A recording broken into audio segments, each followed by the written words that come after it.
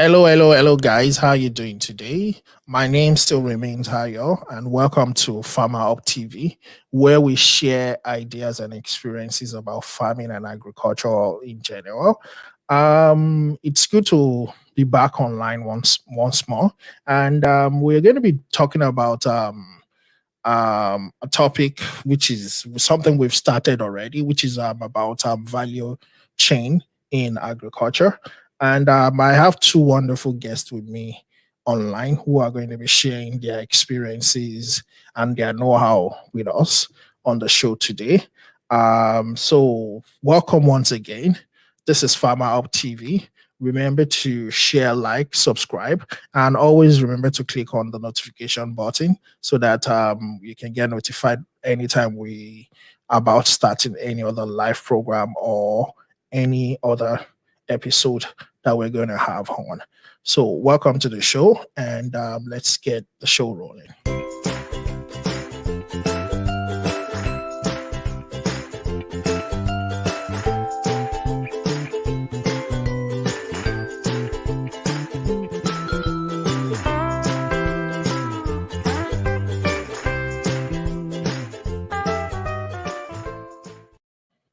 Like I said, guys, welcome once again. I have two wonderful guests with me on the show, and we're going to go straight on the into our topic, which is basically increasing profits through value chain in food production. So, first of all, I'm going to be introducing our guests, and of course, they're going to introduce themselves as well as we always do, because they would do it better than I will. So I have Mr. Oluwayiwa Adepitan, the CEO of Integrated Cassava Processing and Allied Industries, is on the show with us. And I also have Mr. Retson Tedheke, the MD of Allianz Group Global Resources. I hope I pronounced the company name very well, but like I said, he's going to do the introduction as well. So welcome, Mr. Oluwayiwa. Welcome to the show. Thank you for joining us today. And also, I have Mr. Retson Tedheke as well. Mr. Oluwayiwa, can you go first? Introduce yourself and let's get to know you. All right, Ayo, thank you for having me on the show. As you said earlier, my name is Muyiwa Adepitan. Although on Twitter, I go with the handle Awe Onisokuso Santos. Basically, I'm the CEO of Integrated Cassava Processing and Allied Industries. We're into processing of cassava into various products. Right now, we process into gari and starch for laundry. So that's what we do. I've been doing this now for about 3 years, and we hope to expand our scope of production, in the nearest future. Thank you. Thank you so much for that short introduction and a wonderful one as well. So, Mr. Retson Tedheke, it's now over to you. Good evening, everybody. Good evening, Ogayo, and good evening, my brother Sanchez. I am Retson Tedheke. I'm the National Coordinator of Nigerian Farmers Group and Cooperative Society. I'm also the MD Energy CS Farms Limited. Primarily, we are a community farm project. We are a Ruga practically. A Ruga that has currently is installing a 45 tons per day rice mill, integrated rice mill, automated from parboiling down to bagging. We have about 1,000 cattle. Wow. We are currently installing greenhouses, 40 meters by 5. We're installing 10 units. We are into gari processing, like my brother Sanchez. We're into the processing of maize into tuwo. because tuwo is very popular in the north. We're into the processing of yam into yam flour and cassava into cassava flour. We are also into the fabrication of most of the machines that we use. And not just that, we run an irrigation unit that covers about 50 hectares of farmland that we'll be farming with vegetable, with tomatoes and the rest. The central thing is this. It is beyond the farm, it's actually a settlement where you have about 17 Fulani communities. We are hosted by Hausa community. There are about 5 Igbo and Manda communities around the farm. It's sitting on about 3,500 hectares of farmland. Wow. The vice president will be here, and so very much aware the governor will be here several times. So it's a community, really, not a farm. I call it a community because we have football field, table tennis, lawn tennis court, table tennis court, basketball court, volleyball court. It's everything. It's an integrated farm process where, as I'm talking to you, I'm talking to you from my residence inside the farm. I'm not in Kefi, I'm not in Lafia, I'm not in Abuja. I'm speaking to you right from the farm. And then there are about 50 to 100 people who are staying in the farm, to whom the farm is their home. So the entire NFGCS project is an integrated rural settlement where everything you want to do is available. Thank you very much. Wow, that's like one of our viewers just said, this is a mad profile. Your profile is, that's a lot. We're so glad to have both you guys on the show. And my first thing out there is that I just want you guys to take it one after the other. Value chain, food value chain. What is that all about? Yes. Let me come in there. Well, the food value chain is the complete process of food production, right from from cultivation on the farm to primary processing to logistics, storage, value, all sort of value addition, until it gets to the finished product that is consumed by the by the consumer. So basically the value chain encompasses everything that goes into getting food to the stomach of the consumer.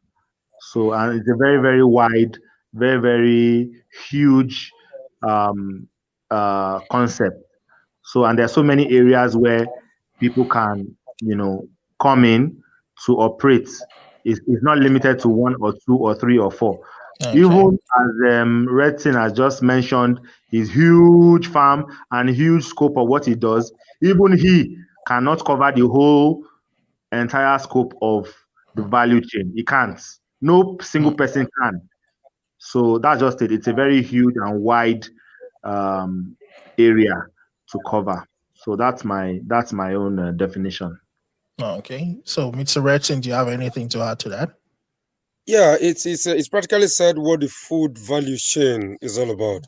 Mm-hmm. The only thing I will have to add what you just said is the reality of our time.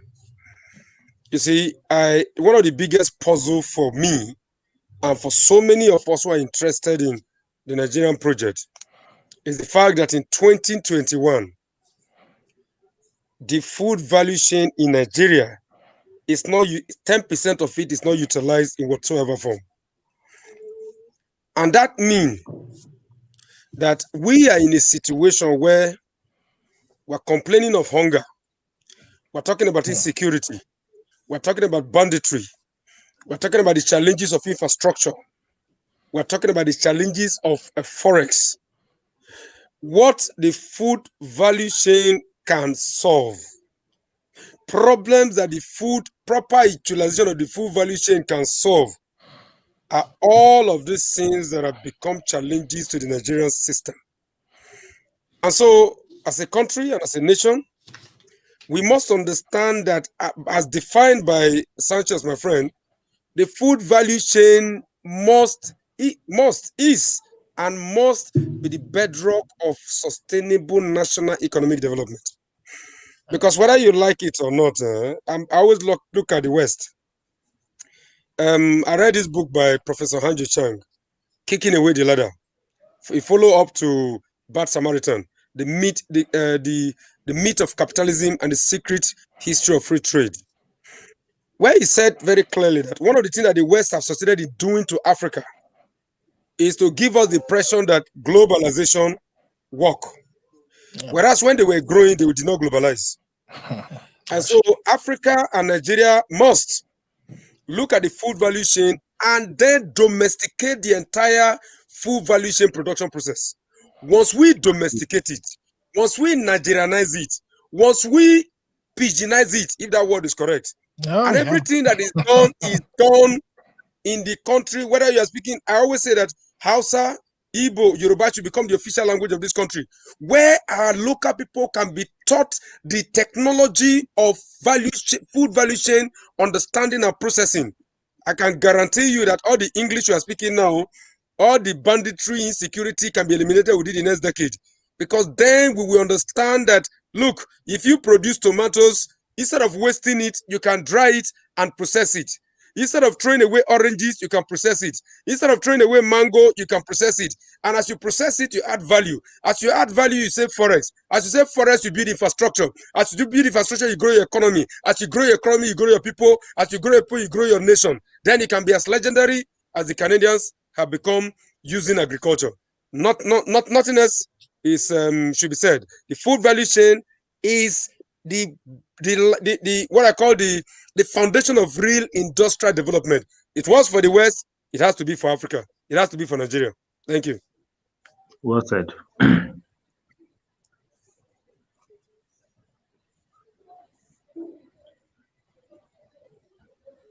Is that you around? I be a portion of commode.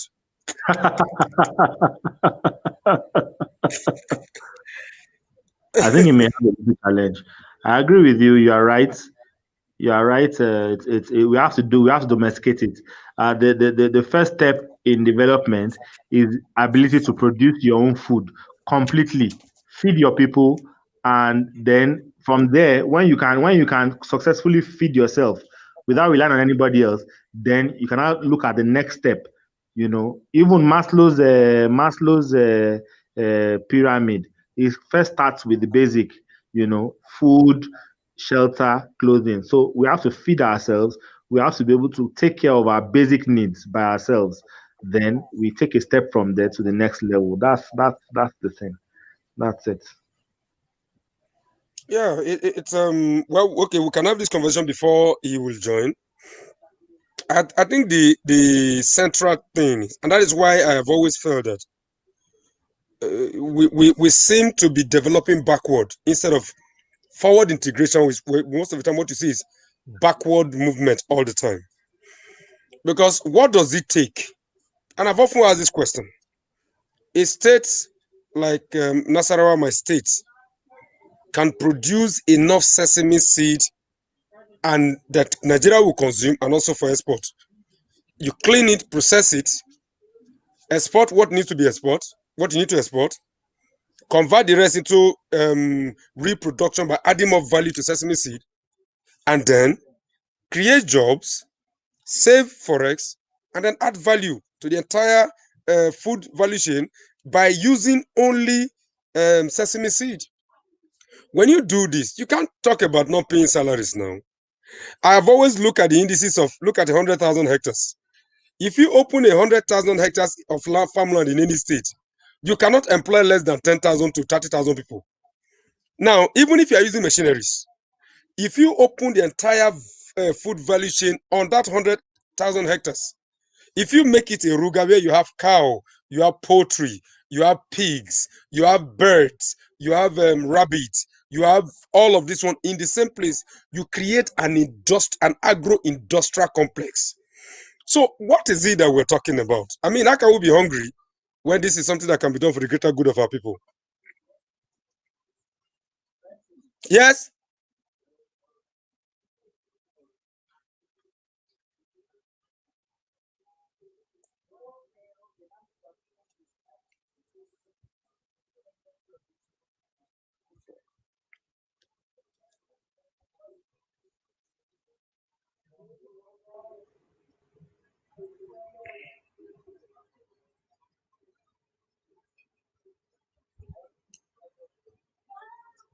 I guess I'm the only one here.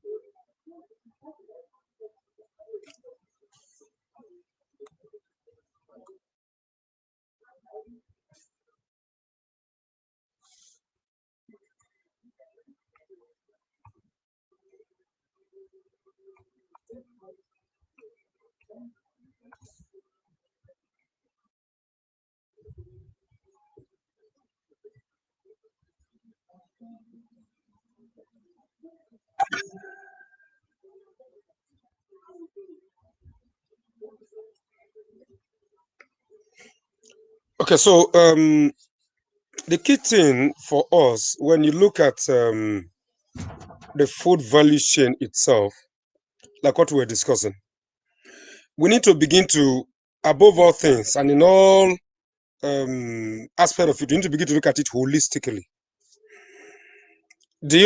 One of the biggest challenge right now is when we talk or think agriculture, we think of the rural farmer. We think what it used to be 30, 40, 50 years ago. And so we are fixated on crop cultivation.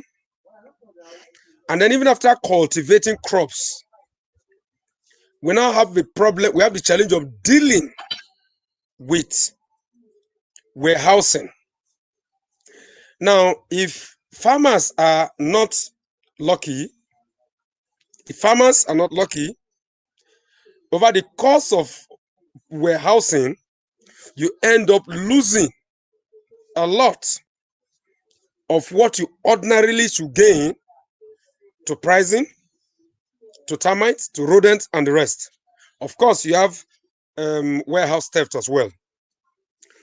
And so, in looking at the food value chain, if you're looking at the profitability in the food value chain, we must look at one critical area. That is the infrastructure necessary to be able to maximize this value chain. The infrastructure must start from crop cultivation, because you want to first and foremost have the right amount of seedling. You want to have the right cultivating culture. You want to be able to have the right yield. So the first thing to know when you're talking about the food value chain is to look at research so that yield can be reasonably good, enough to feed your processing capacity. Once you are able to connect with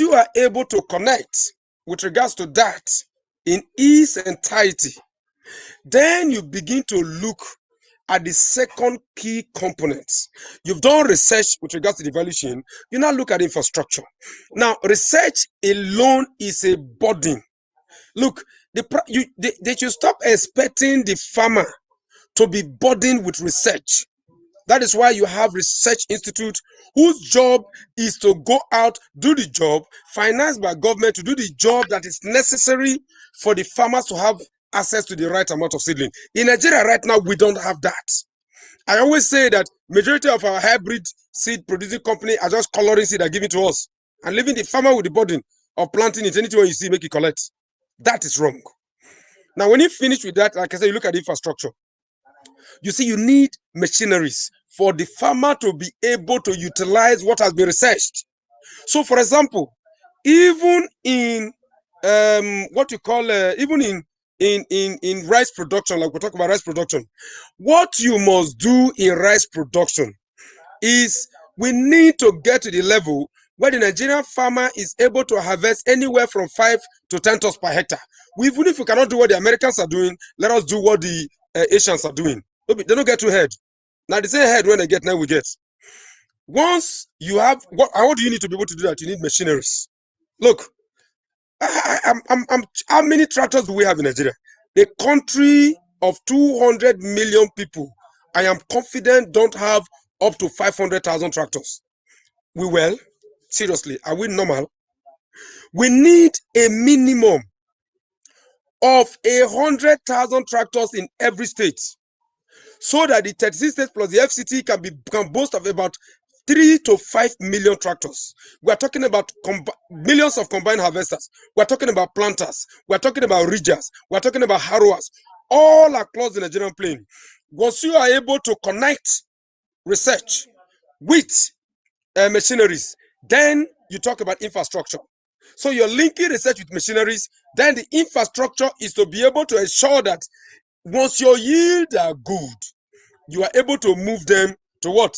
You need road infrastructure to be able to move them to processing centers or to warehouses.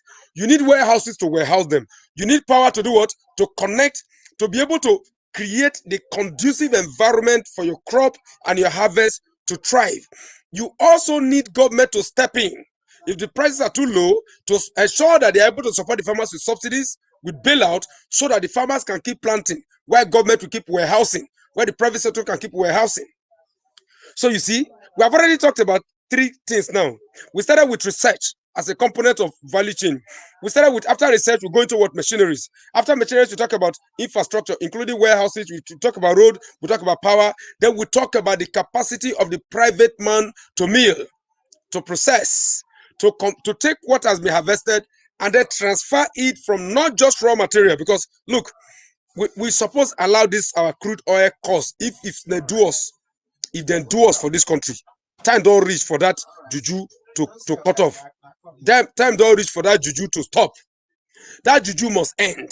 Look, they don't swear for us. They don't swear for us. Say we go carry crude oil. Our grandfather them carry you see crude oil. See refineries. They kill the refineries. Begin sell crude oil. They suffer. We the children, agriculture will be saying our own. We could see the suffer on top of the thing again. And so we must think of how to process all of this harvest, all of your yields that your research department has helped you increase. How do we then convert all of this to other so many industrial uses? Look, maize is a major component in penicillin, isn't it? Palm oil, na cream. Sesame seed get plenty use, oil here and there. And so once you get into that process where there's this conversion process, you process it, you use it, you utilize it, you break it down. You carry palm oil, for example. You carry the palm oil, they use to do one thing. You carry the palm kernel oil, they do another thing. You use the palm kernel, the shell itself, to do something else. So palm oil, the palm tree alone is giving you 3. Of course, we never talk about broom safe. We never talk about rafter. We never talk about mats that you can create from that. Now, once you get to that level, you don't be done. And that is why Sanchez said, if you are not able to use agriculture to create a platform of sustainable development, a platform of industrialization, a platform of the revolution of your land, the revolution of your people, as well as the revolution of your mind. If your mind is not able to think that this maize that I have, what can I do with it?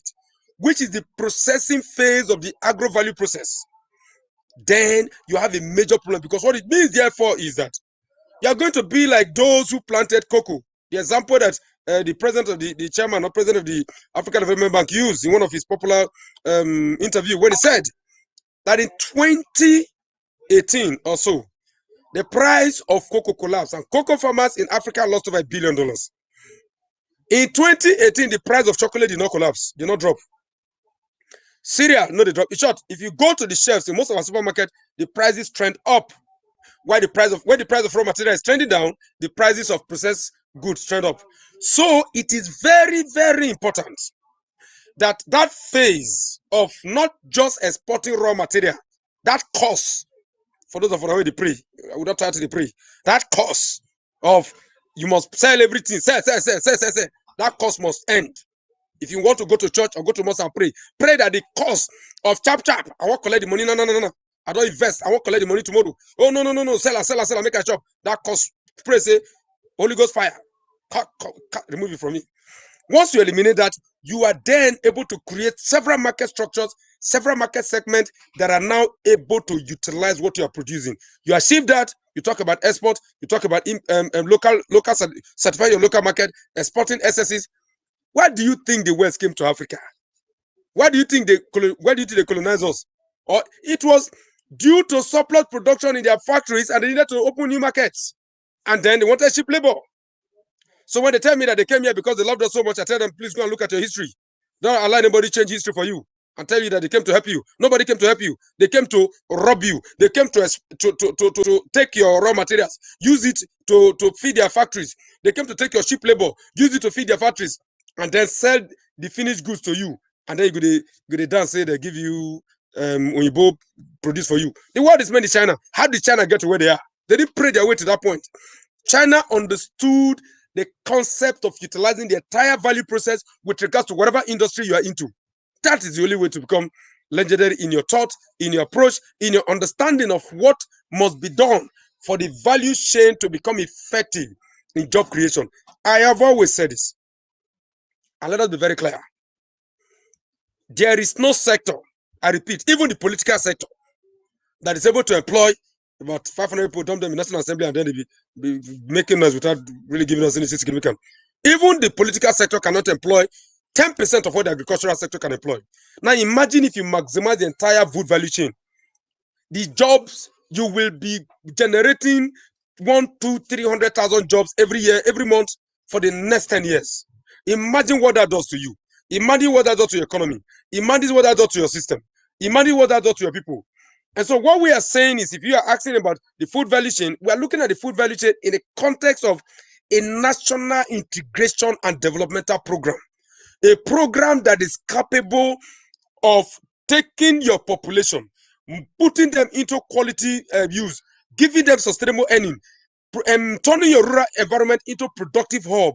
And not just that, more importantly, ensuring that your nation is growing by double digits every single year. Every single year, you're growing by double digits. You then will realize and know that banditry, that kidnappings, that religious extremism is a product of people who don't have jobs. It's a product of a system where jobs are lacking, where the opportunities are not available, where your food value chain has not been activated, and then where you pray to God to help you do the things that you can do for yourself. The food value chain is the foundation of real industrial development, is the foundation of profitability, is the foundation of real growth in the African context. Thank you.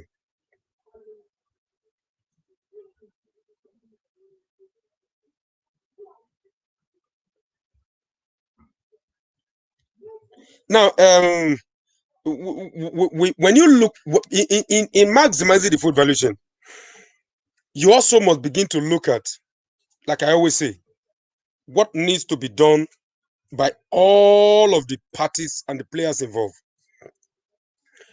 I have always said, quote me anywhere, that the Nigerian farmer is the most resilient human being you have out there. The Nigerian farmer's resilience is not too much. The Nigerian farmer is a bank. The Nigerian farmer is police. The Nigerian farmer is a farmer. He's a fabricator. He builds dam. He provides his own power. provides everything. Majority, and when we talk about, sometimes when I look at the deception of the West, I always look at what they tell you to do and what they do. For you to maximize the food value chain, something is very strategic and something must be done. One, you must understand that government is the biggest business in business. Not all this nonsense they tell you about government having no business in business. I'm happy that our team are coming back on, which is a good thing. We must understand that government is the only business in business. What that means is simple, is that government must wake up. People should stop telling you that you don't have any business getting involved in agri. Don't go there. Look, to maximize the food value chain, the American government in 2020 supported soya beans farmer with over $27 billion because China refused to buy. So government had to mop up those ones so that they can keep producing. So what must you do? Government must begin to invest in the private farmers, those who have shown capacity and intent to produce. When you are not doing that, when people begin to speak English and they tell you all the many languages, liberalism, trade liberalism, kill them there. Did they liberalize when they were growing? Why is it that it is our time to survive? You're telling us to liberalize. What nonsense is that? Look, we must protect our local farmers. Government must provide financing, not just financing the local farmer. Finance them at single-digit rates. Majority of the multinational corporations in Nigeria, look at Olam. Olam gets cheap money from Singapore at single digit, sometimes less than 3%, and then they come to compete with us. How do you want us to compete with Olam? When the Nigerian banks are giving commercial lending at more than 27%, CBN is doing us, okay, of course, I got support from CBN recently at 5%. That is reasonable, but we need to go lower. So to maximize the food value chain, government must come in massively. Nobody should speak English to you and tell you government has no business. In short, the only business of government is to finance agriculture. Let those of us who are the private people go into agriculture and do business. I will build a dam. You build electricity. You take care of the farmer. And then somebody will come up and tell you that the private sector must take the initiative. We can't take the initiative because the capacity, like Sanchez said, the capacity of the food value chain is so wide, so intense, requires so much capital, so much effort that I'm sitting in the farm. I look at Matt. Now I build a house inside farm. The Fulani are here to tell me the Fulani kill you. They won't protecting me. But you see, so it requires a lot of resources. A government must come in and stabilize the food value chain. There's no private company that can do it. We are just surviving. We are barely surviving. And government, it's time for all government, because if we don't want all of us to die, then government should come in and help stabilize the agro value chain. Sanchez, you are welcome back. Make I leave you. Thank you. No, you've been doing a very great job there. I really appreciate your holding the fort. I appreciate your holding the fort. All these minutes while I was off briefly, but I'm back now. So to bottom what you are saying just now, I was just looking at I was discussing with a group of people and some hours ago, and we were discussing on the dairy industry, and somebody brought the example of Almeria. Almeria is the largest producer of milk in Saudi Arabia, and they actually have about 170,000 dairy cows, and they produce several millions of liters of milk every day. And not only that, they supply the whole Middle East, that is the UAE, Qatar, and so on, Egypt, and so on. They supply them with milk, fresh milk, every day. And their production facility ensures that within 24 hours after the cow is milked, that milk is on the shelf of the consumer in several Middle Eastern countries in 24 hours. So we're discussing, I said not just about the ambition of the businessmen that put that concern together. There is the role of government, because if you are producing in Saudi Arabia and you are delivering your milk in Egypt within 24 hours, it means the roads must be good. It means that the border must be efficient. It means that the customs and other things must function well. These are the things that we are having problems with in Nigeria, basic issues. So when we are, yes, it's good that we're talking about, the value chain, but there's a lot, even when we talk, even if we don't even mention issue of government funding private farmers, even the one that government should even do on its own that does not concern farmers needs work as well. Infrastructure, power supply, roads, ports. You want to export today, you want to export perishables today, you are in trouble. You want to export even palm kernel, or you want to export cashew nuts, or you want to export cocoa, you are taking a huge risk that your goods may get decayed or spoiled before they leave the Nigerian border because of the inefficient system in our export infrastructure. So there's so much that needs to be done, So, and somebody was mentioning also that we have to come forward first before government takes. I think that is the other way around. Government needs to step forward, and then that would, because as you mentioned just now, food production is so important, and it's such a sector that can solve so many problems simultaneously because we all consume. Let's look at what we are consuming. We consume French fries from South Africa, and we have so many states in the Middle Belt that are producing potatoes, and their potatoes get spoiled. We produce, we consume potato poundo from Netherlands.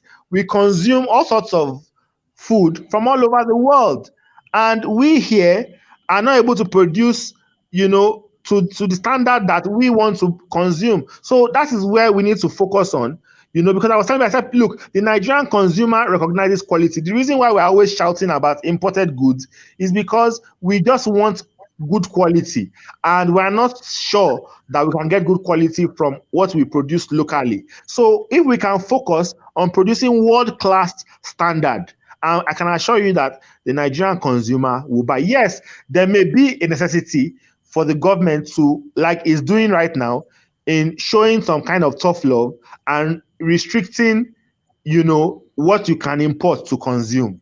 Yes, because we need that push to be able to produce ours, but we also need to focus on quality. There's so many things that we need to focus on, but it takes government, as Retson has been hammering on, it takes government to actually, pull its own weight and do a lot more to encourage good quality production, more improved yield, improved quality, improved quantity. There's so much that needs to be done, and that can be done. And with the right focus, the right seriousness, a lot of these problems that we have in our country will be solved. Like you mentioned, banditry and so on. We have the land. Somebody mentioned on the chat that there's you travel on the roads going from state to state, and the land is just there doing nothing. You fly from state to state, and you discover that most of the land is just empty. There's no farm. You can tell if you're in the air. You can tell cultivated farmland, but in Nigeria, most of the land is just not doing anything. It's just idle. We don't even farm the land. So we have a huge challenge to overcome. And once we can do that, then we're on the path to sustainable development, as Retson has said. Thank you. All right. Thank you so much, guys. I'm very grateful for holding the thoughts. Like it's happened, I also lost power, which is light as well over here. And everything is turned off right now as it is. I think there's a storm or something going on somewhere. So I don't have power at all. I'm using the computer battery and all that. So it took me a while to connect back. Thank you so much, Retson, because I was listening to you while I was trying to do my connection for holding the fort and going on about our topic today. I'm very, very grateful about that. And also, Muyiwa, thank you so much. You guys are doing a wonderful job. It's as if I'm not even needed right now. It's as if I'm not needed. There's a point I wanted to add, if it's okay. Go on.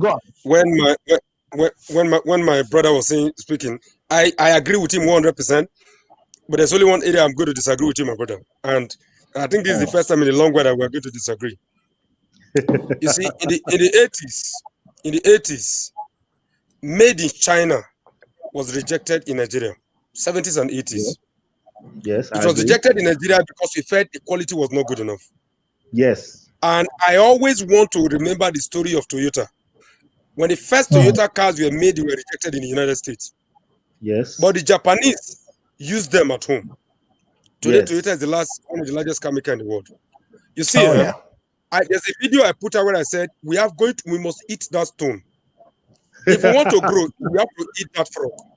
You see, one of the language of underdevelopment is that you cannot produce enough. It is the language of Adam Smith and David Ricardo, who talked about theory of competitive advantage.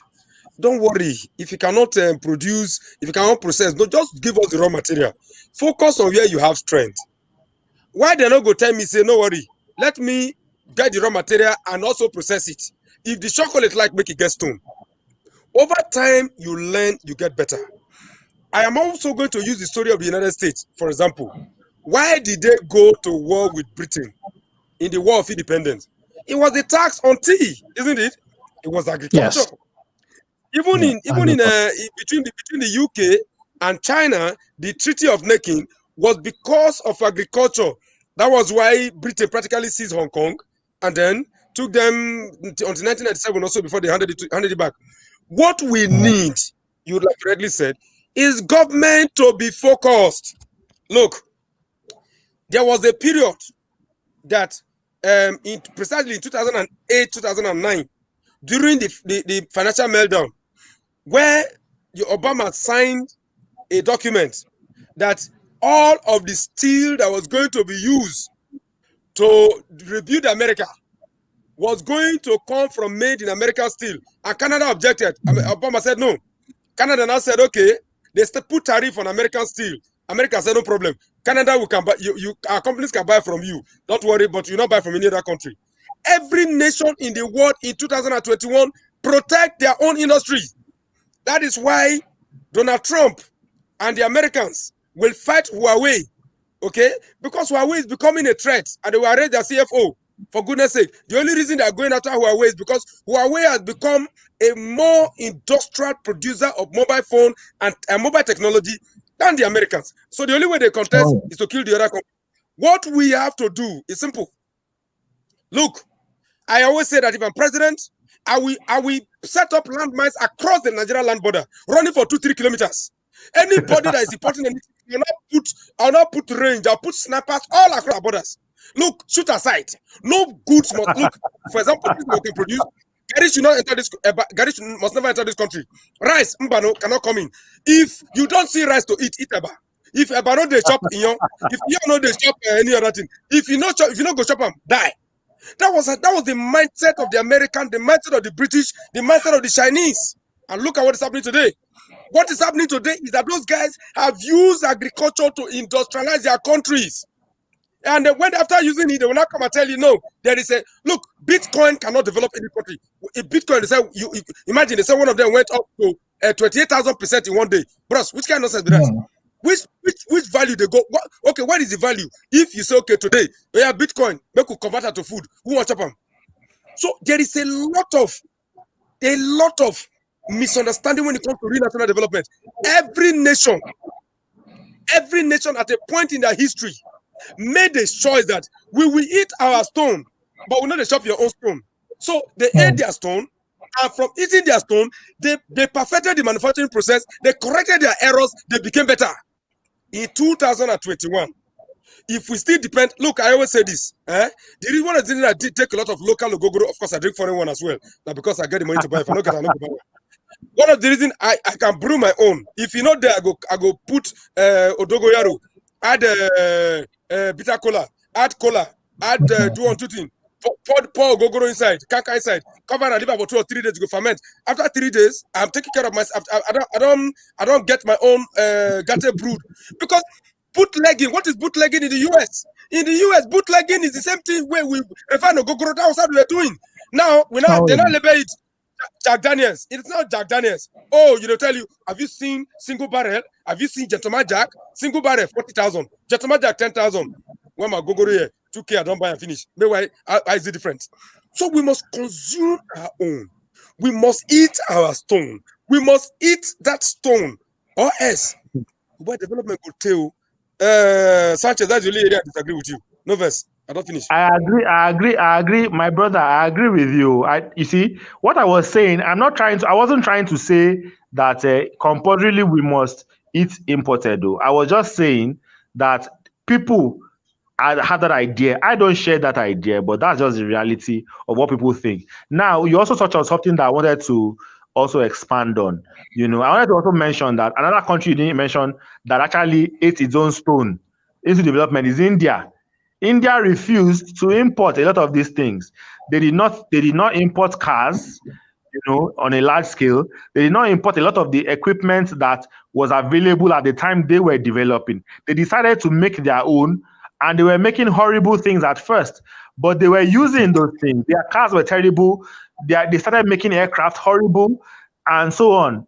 But today, India is producing good cars, tractors, mass transportation, buses. They are producing all sorts. In fact, you know, India understands African smallholder processing and farming better than China does. So, in fact, what China does is to go and watch what India is doing, and then they now mass produce it. So India is the one that comes up with innovation for the third world. India understands third world development better than any other country in the world. So what China does is to copy what India is doing, and they mass produce, you know. Then on the other hand as well, you mentioned lack of knowledge. When you're talking about Bitcoin, you see, the problem of the average middle class Nigerian is they are distant from the reality on ground, and they don't have an understanding of how the rural economy, which is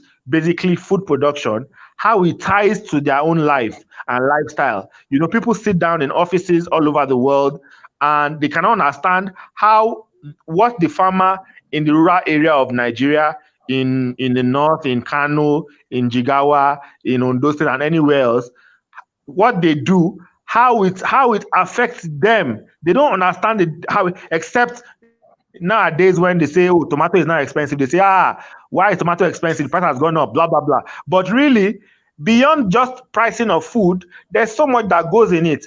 Now, we're talking about buying power. You know, I saw a map today, and the map of Nigeria, and it had, you know, poverty statistics, and it showed so much poverty in the north and then little poverty in the south. But I was asking someone, I said, look, we need a bigger map. Let's look at the map of West Africa, and let's see how other adjoining areas to those northern states are faring as well. Let's not isolate Nigeria and look at and see if poverty is only limited to Nigeria. Let's see how other people are faring. So my point is basically this: purchasing power can be improved. Now, everybody produce, like in the north, for example, where there's a lot of farming going on, more of the population is into farming. You know, they produce, and if they have markets for their produce and they're able to generate income from their vocation of what they do, then they're able to generate more income. Like, instead of just producing raw materials that can go bad, if they are given the empowerment to process and add value and make more money from what they produce, then their earning power increases. And when their earning power increases, they can spend money on other things that they were not spending money on before. They can, for example, we're talking Bitcoin now. What is driving the price of Bitcoin up is demand and supply. Although we don't know much about the supply of the Bitcoin, but we know that there's a lot of demand. When they see prices going up, then people want to buy and say, yes, they want to make money. Same way, if you have farmers in the north making more money from, like we have rice farmers now, seems to be doing better than before, rice farmers. So if we have other kinds of farmers who also process their products and they are making more disposable income, and they're able to buy things like motorbikes, they're able to buy data, they're able to browse the internet, they're able to now say, okay, they want to even speculate and buy Bitcoin. That increases. And then what is the bedrock of that increase? It is production. It's because they can produce something that is valuable, and they can make money from it. And that money, they cannot eat the money, they will still spend the money. So that is how to create an economy that is functional and that is sustainable. That is development. And that is what people don't understand. People just look at it in terms of their comfort, personal comfort. I want to buy whiskey, or I want to buy coffee from London. But you're not thinking about it and saying, if I bought coffee from Nigeria, the coffee farmer will make more money, and then he will spend that money. And when he spends that money, he will buy my own products too. And then you create value and increase the circulation of money and keep the money in the economy. And then it accelerates more, circulates more, and it creates more value. That's how to build an economy in a nutshell, from what we've been saying all evening, Mr. Retson. So I don't disagree. I agree with you perfectly with everything you've said. Thank you. Wow, thank you so much, guys. If we go on and on, we're just going to, because this is a very wild, topic that we're talking about. So we are never going to, stop. I just want to quickly touch on some of our viewers that hanging on with us. Fumi Jayoba, thank you for joining us. Oyewumi Ade Ribigbe, thank you for joining as well. Abasedo Gideon Gold Structure Folashade, thank you. Kasumo Mohammed Iyonda Olatunde, oh, that's Tunde, thank you so much. And evangelist Ben Smith, we're very grateful for joining us. What I want to get into right now is your individual projects. So since you're on Muiwa, cassava processing, can you just give us a little bit quick intake into how your farm, your company, do exactly what they do, how they, the cultivate, farm, and all that, until you get to that finished product that you guys do over there. Yeah. Okay. So I will just come from some of the steps, because we are still growing, and so what we do as a business is we when we encounter challenges, we try to look for ways to overcome the challenges. Basically, the value chain is very simple. It goes from production of cassava, that is, they plant cassava. When we came into the industry, we didn't come as farmers. We didn't come as farmers. We came as processors. The plan was buy cassava from farmers, so that, because the idea was to reduce wastage and to add, to grow the economy around cassava. So when we came into the field, we did not realize how big cassava was. We just felt, look, cassava, they make gari and all that. But, having immersed ourselves in the economy of cassava, we realized that cassava is a huge billion-dollar economy in Nigeria. And it's even underreported, underestimated. People don't really know how big the economy is. Like I was describing to somebody some months back, I said, cassava is like having cassava in your farm in the ground is like having money in the bank, because cassava can stay for up to 2 years in the ground and doesn't get spoiled. So what a lot of farmers do, because many farmers, believe it or not, are unbanked, especially in the rural area. They don't have a bank account. Many of them don't have a national ID card or whatever. What they have is their crops in the ground, and cassava is one of the most resilient. So what they do is that in their spare time, they keep on planting cassava. Whenever they have in any farmland that they have, that they've rented or they bought or whatever, they keep on planting cassava. And then what happens is that over the space of the year, they have different things that come up. You have birthdays, you have festivals like Islamic festivals, you have the Christian festivals, holidays, you have school fees, you have weddings. So basically all the activities come over the year, and when the farmer needs money, what he just does is goes to his farm and he uproots some cassava and sells, and that is how he gets money. So the cassava farm is a bank, but it's so in that kind of situation now, an organization like MBS, Bureau of Statistics, cannot really estimate So when you are doing all the statistics in the world and saying and trying to value the Nigerian economy, can you really value the heaps of cassava that this farm? You don't even know, because nobody's going to tell you that this is what they have. So it's undervalued. So my point is this: we came into the sector trying to process, and buy from farmers. But what we discovered is that, the market for processed cassava, which is things like gari, fufu, and so on, it relies so much on people who grow their own cassava and process it. So when we came in without that angle of production, that is cultivating our own cassava, we were at a disadvantage. And that disadvantage showed itself clearly last year when there was a drought and the price skyrocketed. So it affected us. So that last year we had to now start to cultivate our own cassava as well. But before then, we had also innovating our way into the industry. We also started to extract starch from cassava while processing. We have a method of extracting starch and then using that starch to make other derivatives like laundry starch. There's so many other things you can make with starch, tapioca and so on. So we also make laundry starch, in addition to gari. So basically we cultivate and then we process what we cultivate, and then there are so many as we're tying into what we're talking about earlier, the value chain. In order to maximize the value from the chain, we have to actually go as much as possible through the entire chain for the cassava sector. So we have to produce. Then when we produce, we process.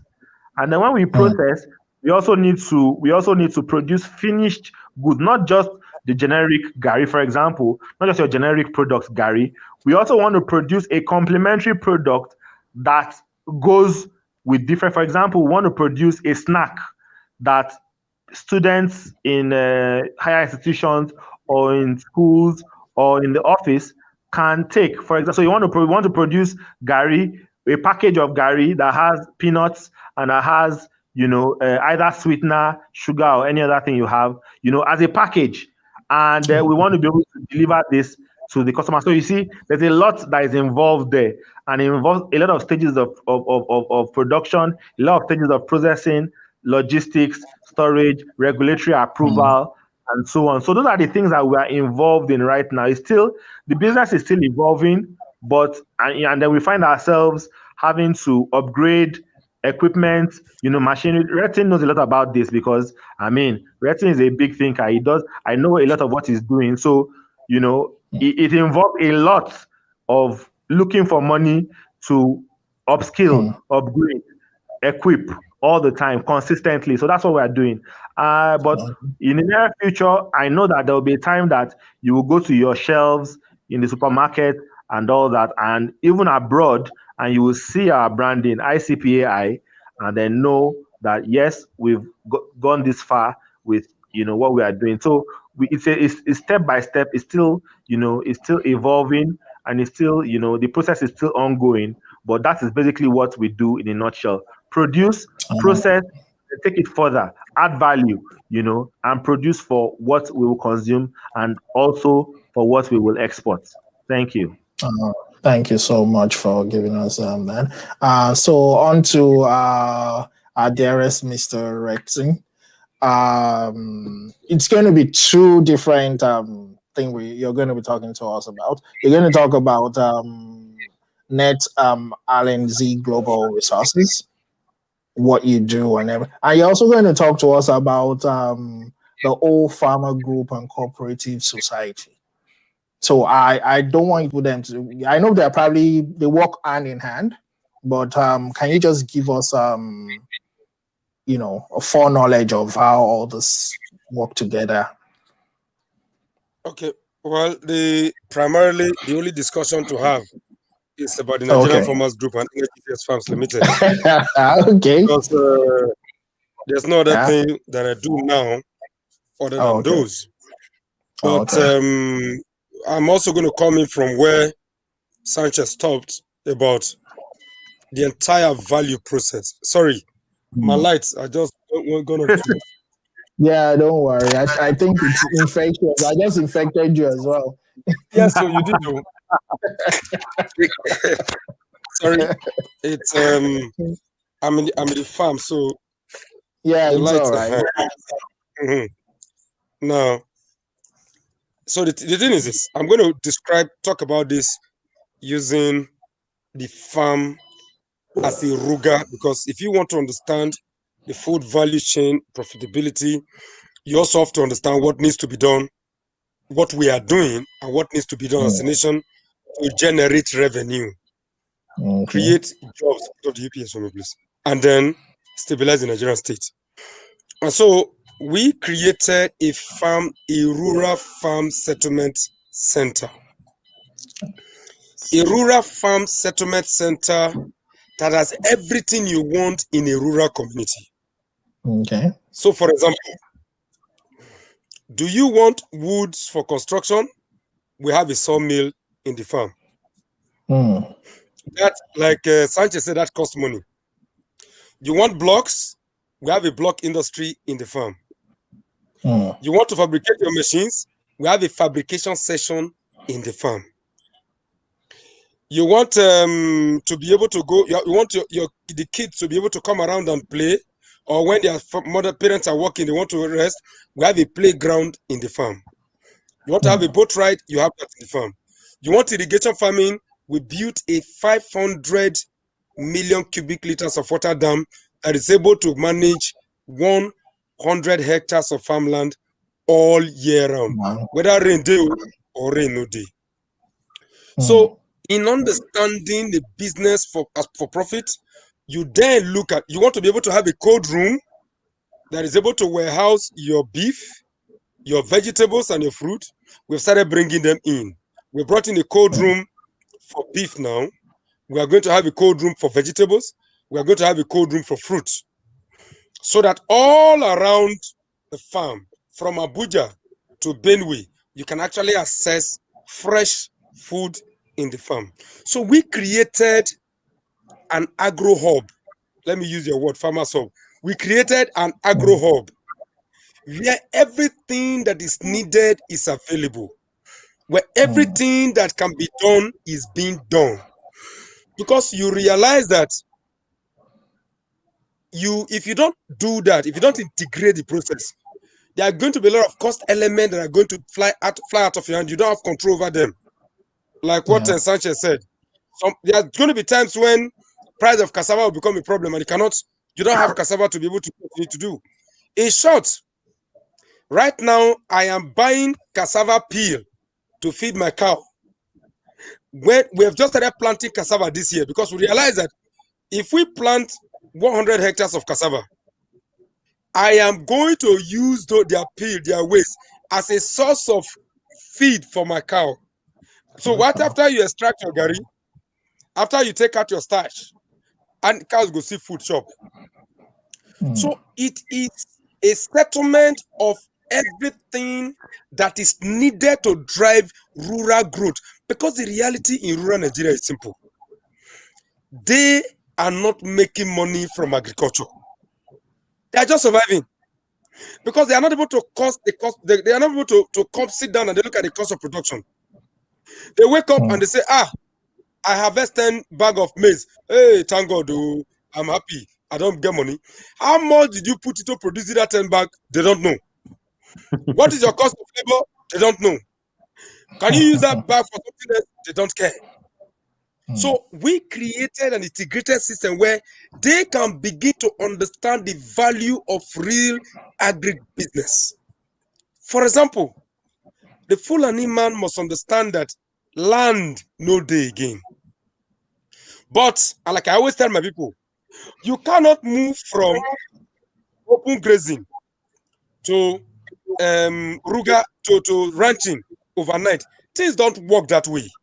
Because man is naturally driven to survive. That is why people will leave the east and go to Lagos. Yeah. If you tell the Fulani man to sit down in Adamawa, why are you leaving the east and coming to Lagos? Why are you leaving Delta and going to Lagos? Why are you leaving Kano and going to Lagos? You are going to Lagos for greener pasture. because the natural tendency of human being is that we tend to gravitate towards where better things they. Well, better things. That's why most people go to church. Because you know, say if you go to church, you go pray, Holy Ghost fire, money go come tomorrow. That's what we believe. Most of us go to church, go pray, may God give us money. So what we are trying to do is to educate the Fulani man by also showing him that you can actually plant grass and harvest grass after every 7 days. So out of the 10 greenhouses that we are building in the farm now, 2 are totally dedicated towards planting grass. And they know, because they've been practicing that process for the last 1 or 2 years, and some of them have started doing it in their own small ruga, in their own big communities. So you see, it's integrated in process approach. What do you need to succeed in agriculture in Nigeria? You need a community of farmers. Because none of us can stand alone. I am a Manchester United fan, but I support Liverpool. You never walk alone. None of us can stand alone. You must integrate, for example, Sanchez is into cassava. We must, in his community, we must integrate the cassava process into a central hub where profitability becomes a sustainable factor, because we cannot share resources. We can share losses. We can share gain. And that is where government now begins to set in. You are setting in by looking at, now that you have created this infrastructure, now that you are able to build this infrastructure, now that you have set up a rural community and a rural structure that can be profitable, that can be sustainable culturally, that is able to cater for the need of the communities. How can you make money? Okay, we are going to subsidize A. We are going to subsidize your production. We are going to subsidize your transportation. We are going to subsidize your energy. Once all this subsidy factor comes in, we go begin make money. See, when they tell me that those of you in Canada are making money from agriculture, I tell them it's a lie. Because you are not making money. Make I tell you why you know they make money. Government provides you, for every $1 you spend in agriculture, about 70% of that is subsidies. Now, to get loan at very low rate, your loan in Canada are just around 1 or 2% plus LIBOR. Your loan is about 3%. My life don't come. Don't go again.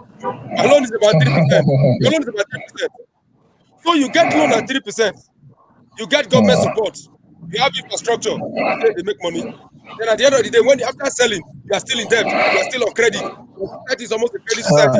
Come to Nigeria. After all of this struggle, I can still go and buy one with bushmeat and wine, and then I'm able to enjoy myself in the evening. The reality is that the profitable factor is there. For a farm as integrated as ours, you can be profitable, needs the right amount of support to make it sustainable over time. The people call me the integrated rural man, because that is exactly who we are. We built a city in the village. We built a city in the village that is capable of sustaining the growth of our people. That is exactly what we do. Wow, that's wonderful. Definitely, with you, we're going to be talking more. We're going to come to that community, and we're going to be, talking more about the whole process and how everything goes. Hopefully, just want to say thank you so much, because it's our topic today is, we're going to spend 3-4 hours and we're just going to keep going on and on. There's so many things to talk about, but we try not to let the video stay on too long, so that at least we can, in case anybody wants to watch it, you know how data and all that is for our people back home, right? So we try not to make it too long. So we're just going to end things here. I want to say thank you so much for coming on the show. Despite all our issue, my light, and all that, you guys edged strong, and you kept everything going for me. So I'm grateful about that. Everybody knows our show is always like that. It's always one issue or the other. Sometimes I have people that, we're only talking voice and video. There's always something with the show, but we are Nigerians. We always survive no matter what. So that's what I always tell people. I always say, despite me being in Canada, doesn't mean that I'm not Nigerian. I'm Nigerian to the bone. And I try to celebrate my own because that's who I am. They are not going to celebrate me, so I'll celebrate my own and myself. I'm Nigerian, and I'll say it anywhere, any day, anytime. And it's because of people like you that are doing things the right way. They are promoting Nigerian and helping us grow, feeding the nation. That's why the show is on. And I'm so grateful for having you on the show, both Muyiwa and Retson. The other thing I want to ask Muyiwa is that how come Retson is calling you Santos or Sanchez, or how many names do you have? That's the handle. My handle on Twitter is Santos, and that was derived from a nickname I have. So he has gotten used to calling me that, so that's his nickname. Okay, all right, cool, no problem. I'm so glad, like I said. So Retson is right on, right? So just give us your last words. Yeah. Well, okay, Retson, you go ahead. Retson, go ahead. Okay, yes. Thank you for the opportunity. It's always good to talk about this. Nigeria must invest in agriculture. The country must invest. The state must invest. The local governments must invest. It is time we look at agri as a solution to our problem. Let's stop talking. Let's start doing. We need more doers. We need less talkers. This is a nation of legendary people. It's time to make it the great nation we've always talked about. It should be Nigeria first. Nigeria only. Nigeria always. Thank you. Thank you so much. Muyiwa, you go ahead, please. Yeah, well, I just want to say that I want to encourage people to go into agriculture.